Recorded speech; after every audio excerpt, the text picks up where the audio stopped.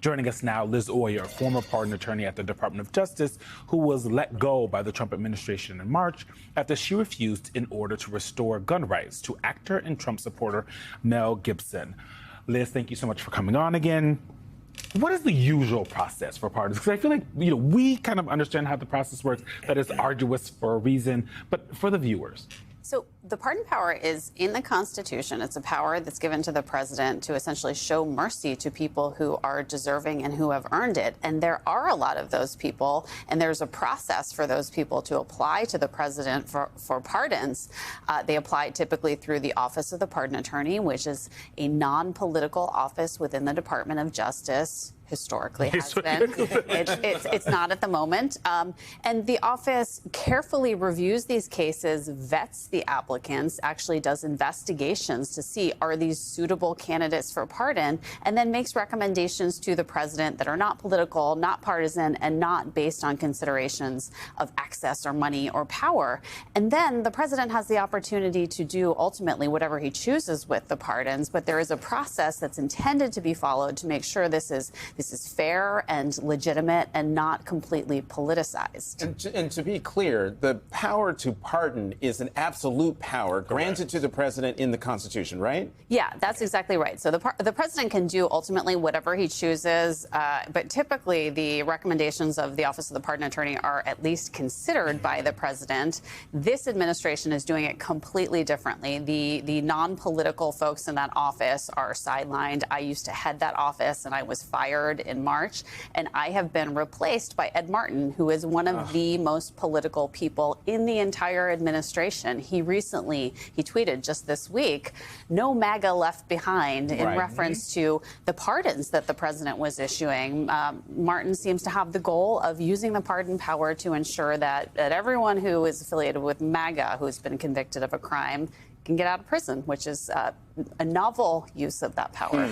Liz, can you compare and contrast a little bit the pardons that have been given to, say, low-level drug offenders or, prisoners who have shown great remorse, and have spent years behind, those kind of feel-good stories versus the pattern of these pardons going to political allies? Yeah, so the clemency power was really at its high point under President Obama. President Obama was the first person to use it really in a principled, systematic way to try to correct overly long, outdated sentences. And during his administration, he granted commutations. So that's just a reduction of a sentence. It's not a full pardon, but commutations to people who were serving mandatory minimum sentences for nonviolent drug offenses. And many of those folks were serving life in prison for low-level drug offenses. So he did a ton of good by granting those commutations. There are people who receive commutations who are out in the community doing really just tremendous things who would otherwise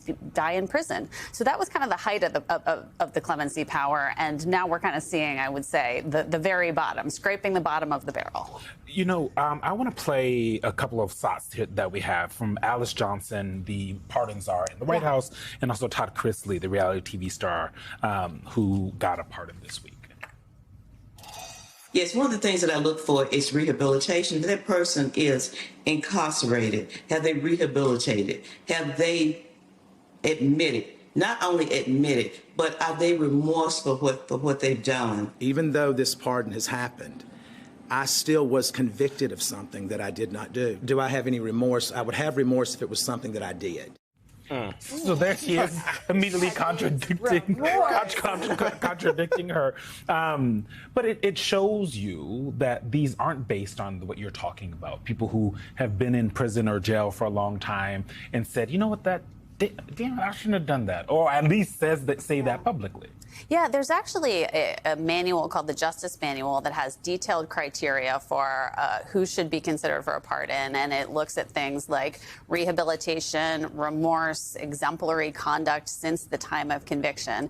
None of those things are being looked at here. I actually believe that Alice Johnson is somebody who's coming at this with good intention. She is formerly incarcerated herself and got clemency during President President Trump's first administration, and I believe really sincerely wants to help other deserving incarcerated people.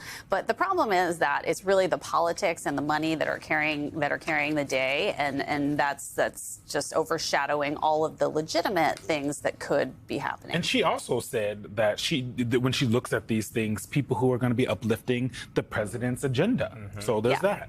Yeah. That's a new take on it. I mean, the idea that we're looking for other people who've been targeted in the same way that the president has been targeted. It's actually just factually wrong what's being said about some of these cases. For example, the Chrisleys are claiming that they were politically prosecuted by the Biden administration, but that prosecution was actually initiated when President Trump was in office in 2019 by a U.S. attorney who he appointed. Oh, facts are stubborn things. They really are, Yeah. aren't they? I want to pick up on something. We had Michelle Norris here earlier, and she wrote a column for MSNBC on Generation T, this new generation coming up under Trump. And I believe you asked sort of this question, and it relates to pardons in that what we're seeing with the president, he's pardoning people and elected officials who are accused of sentenced with white-collar crimes, tax evasion and fraud and things like that.